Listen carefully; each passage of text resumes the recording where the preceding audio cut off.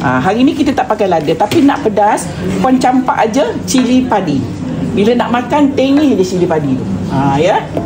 Okey. Dia lauk dia macam ni tau, nampak warna dia. Dia tak ada langsung warna merah sebab kita tidak ada lada. Ya. Assalamualaikum, hai semua viewers. Okey, hari ni Kak Zaida nak share resepi masak santan kari buah keras. Yang datang dari jauh, dari dekat juga, tak jauh sangat, ya. Suaminya yang dah nampak isterinya dah duduk dengan selamat, dia rasa doanya dah dimakbulkan. Alhamdulillah, ya. Okey, kita panaskan minyak di kuali. Kita perlu tumis ni dulu, puan, semua daun yang nak datangkan bau pada lauk supaya dia wangi bila kita tumis. Kita nak masukkan serai, daun salam, daun limau dan juga lengkuas. Okay, kita tumis sekejap sampai puan dapat bau wangi dia. Okey, kita nak masukkan bawang yang kita dah mayang tadi. Bawang besar kita dah mayang ataupun iris. Sementara tu Kak Zaida nak kisar. Okay, kita kisar alia, bawang besar, bawang putih dan buah keras. Lauk kita tak ada lada ya hari ni. Kita guna pedas daripada rempah dan juga lada putih tu. Right. Ini dah mula nak coklat ya. Okay, kita masukkan apa yang kita kisar ni tadi. Okey puan, kita tumis lagi ya. Tumis sampai dia pecah minyak. Ya. Okey, ini dah cantik nampak ni. Nampak tak puan?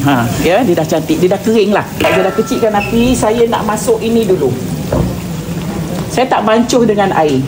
Kalau puan nak bancuh dengan air, kena tambah sedikit lagi rempah. Kalau tidak, rempah dia jadi sikit.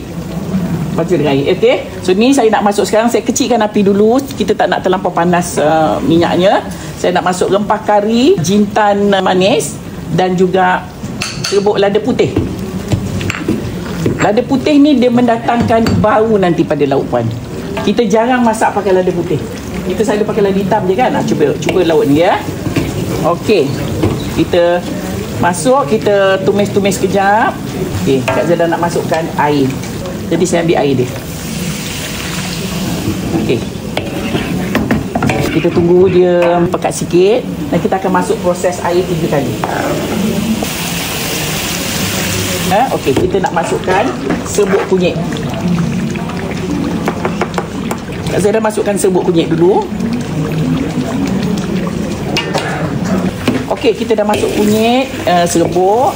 So kita nak masukkan garam. Nanti ada yang kata dia risau tengok. Okay, kita masukkan ayam ya. Katalah kalau puan nak guna ayam mentah, masuk sekarang ayamnya.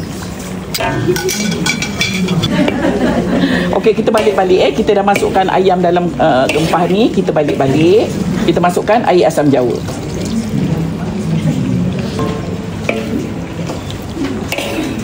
Santan 200 ml. Tak suka santan banyak, letak 100 pun dah cukup. Ya. So terpulang. Kita masukkan santan ya.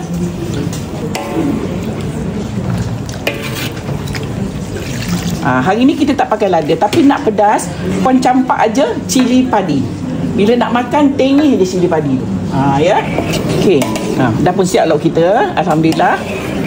Alhamdulillah, dah pun siap resepi kita hari ni, iaitu masak santan kari buah keras buat tetamu Kak Zaida. Untuk perempuan di luar sana, selamat mencuba.